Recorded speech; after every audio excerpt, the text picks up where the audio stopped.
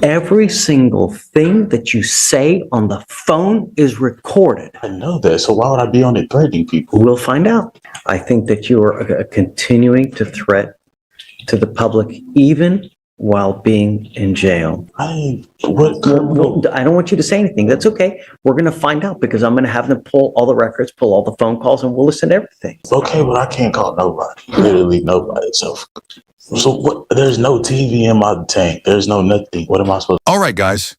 Today we've got Judge Flesher handling a 19-year-old defendant facing multiple aggravated assault charges who somehow thought it was a smart idea to threaten witnesses in his own case while sitting in jail. Yeah, you heard that right. It's a bold move, but in Judge Flesher's courtroom, there's zero tolerance for this kind of behavior. This young man complains that he doesn't have a phone, no TV, and basically acts like a victim. But let's be honest, that's not how this works. This hearing is a powerful reminder that witness intimidation is no joke.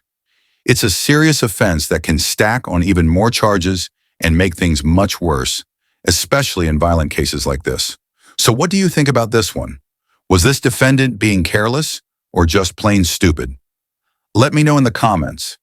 And if you enjoy videos like this, don't forget to like and subscribe. All right, let's dive in. Come on, it's time to go play Fortnite. Let's go. Come on. Huh? Fortnite? Come on, man. I'm itching to go play. Judge. Whatever happened with Mr. Wiggins?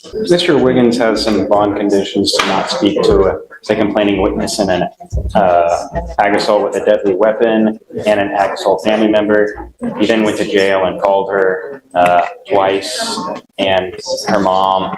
I mean, what more can we do? Really? Take the phone away. Oh, yeah, that's a good point. We'll do it now. He also called not only under his own name, but he also called under 3 other inmates' names. Good morning, Mr. Wiggins. What? How's jail? Cool. It's come to my attention that you are violating the conditions that we set out in this court, flaunting it, and trying to get a hold of the complaining witnesses in these cases where we've told you not to. Go ahead. Yes, Judge. The deputy called me this morning and said that the defendant has called the complaining witness twice and the mother of the complaining witness as well. The deputy told me that while listening to these phone calls, he heard the defendant say things such as, "This is how you take care of things," and that everybody violates their bond conditions and talks to the complainants in these cases.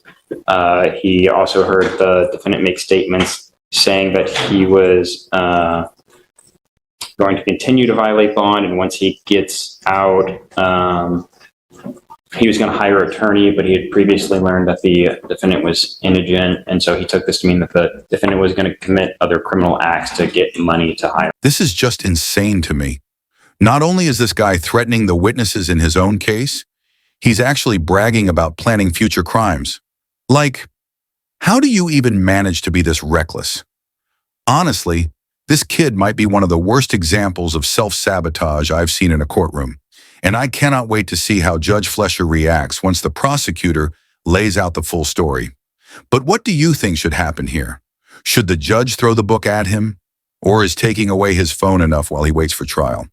Let me know your thoughts down below, and let's jump back in. Please notify the other courts as well that are so that they know as well. Yes, Judge. I just sent a full email to the felony prosecutor in case the deputy hadn't already alerted her. I just went ahead and did it. The deputy, again, is getting the transcripts for these calls, and that the defendant has been using 3 separate inmates' spin codes. That would be Jermaine Brown, Mark Diaz, and Dennis Compton. Your privileges are hereby revoked. You are not allowed to use a jail phone at all from now on. Do you understand?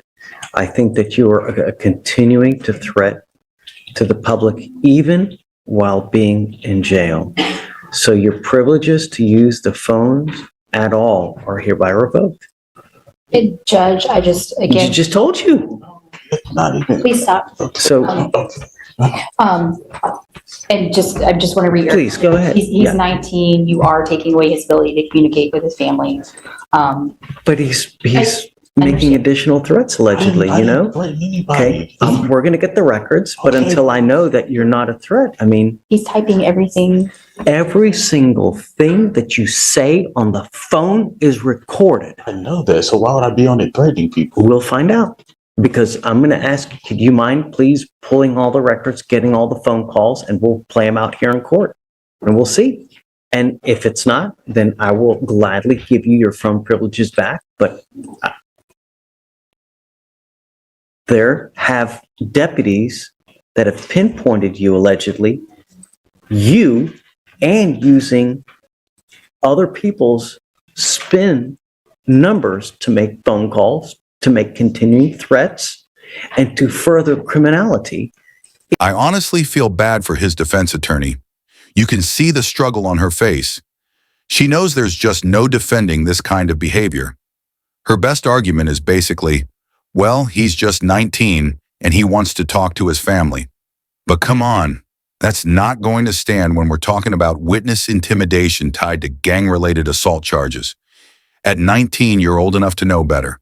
You don't get to threaten people and then act like you're the victim. So what do you guys think? Is the defense attorney's excuse fair, or should Judge Flesher bring down the hammer here? Let's get back to the hearing. Well, I don't want you to say anything. That's okay. We're going to find out because I'm going to have them pull all the records, pull all the phone calls, and we'll listen to everything.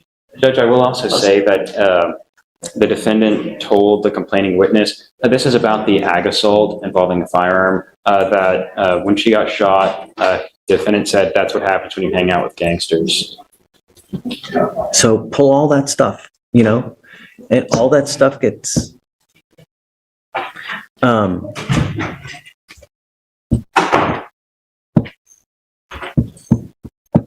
so we need to figure out how, because it's a first for me as far as doing a revocation of privileges like that. As far as revoking phone privileges for inmates, As far as I know, it has to be through the court order. okay. I need to do whatever I can because it's apparently a problem now. So, I guess I'll reach out to administration as well to figure out how, because I mean, it's a first for me. Judge, just so we're all on the same page, Mr. Wiggins is obviously going back to the jail now. Even before that order is in place, you are instructing him now not to use the phone. So, Oh. So I did do it. That's so stupid. well, we'll get the tapes and Get it? We'll Okay, see. good. Okay, but I can't call nobody. Literally nobody. So what? There's no TV in my tank. There's no nothing. What am I supposed to do?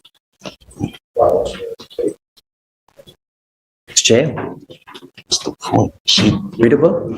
There is no books. I read every book in there. Yes. Okay. I can't trust you to use a phone, Mr. Wiggins. I mean, you know what's happening. I have other deputies that have alerted us to what's going on. I can't. That's it. I mean, you got to know when you're in the jail, there are eyes all over you. It's like at a casino. You literally have eyes all over you at all times. You got to know that whatever you're doing is always being looked at. Stay in bed. That's why I wasn't threatening nobody. I didn't say he's any. typing and everything then- you're saying. Asking them I to pull it. understand. He's talking about I'm doing illegal things when I get out to hire a lawyer and all these other things. That's stupid. I never said anything about anything illegal. So, what do you think? Was Judge Flesher being too soft? Or was there really nothing else she could do? Sure, taking the phone away might stop him from threatening people for now, but does that actually fix the bigger problem? Because honestly, it feels like this guy isn't learning anything. He keeps making reckless choices and digging himself into a deeper hole. And when you're already facing multiple assault charges, that's not a good look. The law doesn't play games with witness intimidation. It's one of the quickest ways to add years to your sentence. At this point, it feels like he's setting himself up for a life behind bars. But I want to hear from you. Do you think there's still a chance for him to turn things around? Or is this guy too far gone? Let me know what you think about Judge Flesher's decision in the comments. Was it fair, Or would you have handled it differently? Thanks so much for watching. If you enjoyed this video and want to see more courtroom moments like this, make sure to like, subscribe, and hit that bell icon. I post every single day. Appreciate you guys. Take care, and I'll see you in the next one.